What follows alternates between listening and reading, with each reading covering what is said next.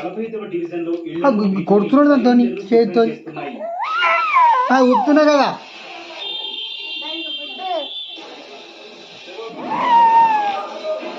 ముంపు ప్రాంతాలు నీటి పంపిణీ చేపట్టారు.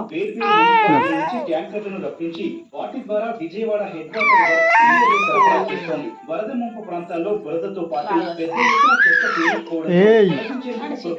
టిప్పర్లను రప్పించారు. అంటువ్యాధులను శుభ్రం చేసేందుకు 2100 మంది పారిశుద్ధ్య సిబ్బంది, వార్డు సచివాలయాలకు చెందిన సిబ్బందిని కూడా వేర్వేరు ప్రాంతాల నుంచి విజయవాడకు రప్పించారు. వరద తగ్గిన ప్రాంతాల్లో విద్యుత్ సరఫరా పునరుద్ధరణకు యుద్ధ ప్రాతిపదికన పనులు చేపట్టారు.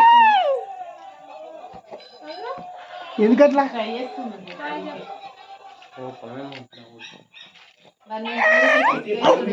మళ్లీ పెరుగుతోంది.